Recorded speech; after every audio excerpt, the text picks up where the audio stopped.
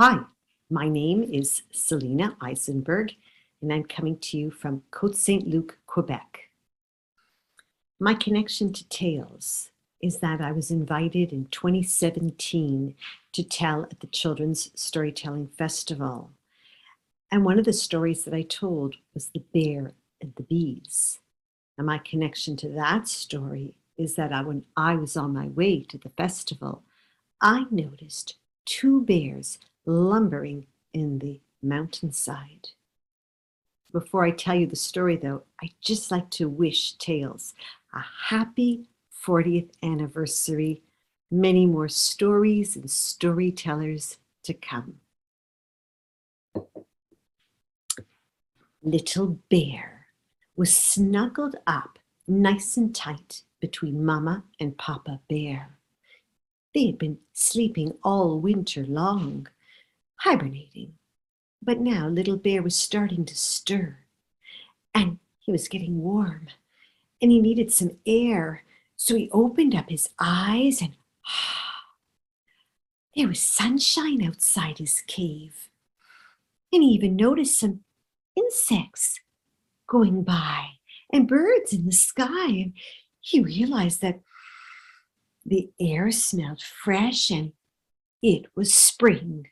Time to wake up. Poked Mama, nudged Papa, both of them.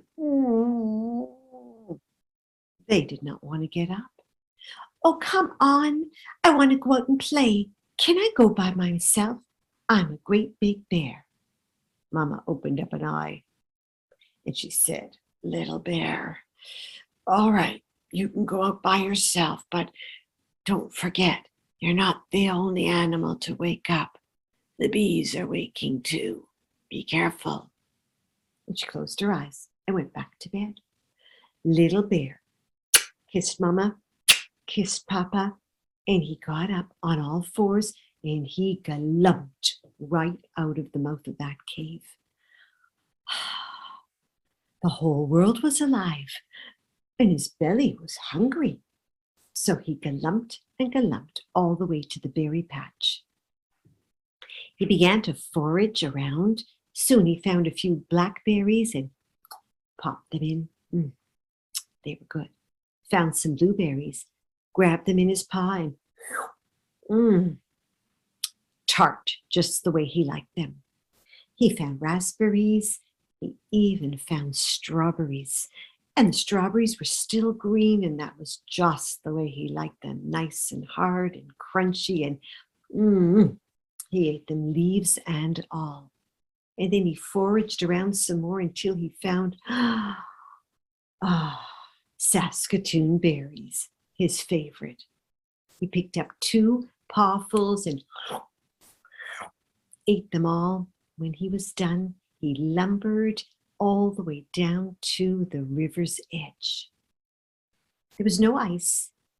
He put his paw into the water and he saw it wasn't too cold, so he waded right in, splashed around, took a little dip, and then he noticed something jumping out and going right back into the water. And then again, he didn't know what it was. He sat there quietly and watched. And a little fish poked its way up, but Bear was quick. He grabbed it and he swallowed it whole. And then he watched again. And as soon as there was another one popping up, he tried to catch it, but he missed. And he tried again and again and again until he caught another one and yum, delish. Now, he had his fill and said goodbye to the fish and to the water, and he lumbered out and shook off his body so that he wouldn't have any water on his fur, and he began to lumber away. And he went straight towards an old chewed out stump that was sitting at the edge of his world. Papa had told him about it and showed him where it was, and he remembered. So he galummed and he galummed until he got there, and then he shimmied right up and was so proud of himself because he did it without any help this time. He was getting bigger and stronger.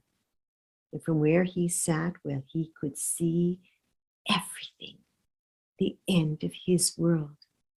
He could see beyond the forest where the humans lived, and beyond the humans was where the water was, where the boats went back and forth. And then even further beyond that was the mountains, and the trees were coming to life with their green leaves. And now he noticed something else. It was right inside that tree stump. It was yellow and golden, and it was moving back and forth, and it looked so exciting. And the more he looked, suddenly a little bee buzzed right up. Zzz. "Don't you look at my honey?" He looked at that bee and he said, "I'm a great big bear, and if I want to look at the honey, I will." And he shooed that bee away. And then he looked. And now that he had looked, he decided he had to smell it. So he put his head in and was about to sniff when 2 bees buzzed up around him. "Bzzz, don't you smell our honey? Don't you smell our honey?" He shook his head. He said, "Listen, I'm a great big bear, and if I want to smell it, I will." He knocked them away, and he sniffed. It smelled good. It even tickled his nose, and he sniffed and sniffed. But now that he had seen and sniffed, well, he needed to touch. He was about to put his bear claw right in that honey when 3 bees, 1, 2, 3, popped up around him, and they buzzed loudly and they said, "Don't you touch our honey." They buzzed, and he said, "I'm a great big bear, and if I want to touch, I can." And he knocked them away, took his bear claw and poked it right into that honey. And he stirred and made circles with his finger. And then, after feeling how wonderful it felt, it was soft and silky and warm. Well, he just needed to pull it out and to taste. But just then, 2 bees on each side of him buzzed up. And they said, "Don't you taste our honey. Bzz, bzz, bzz, bzz. Don't taste it. No, no, no." But he laughed at them and said, "I'm a great big bear, and I will." And he put his finger, his bear claw, right in his mouth. Was it good? So good, in fact, that he took his bear paw and plunked it right in, pulled out a big handful, and he began to slurp.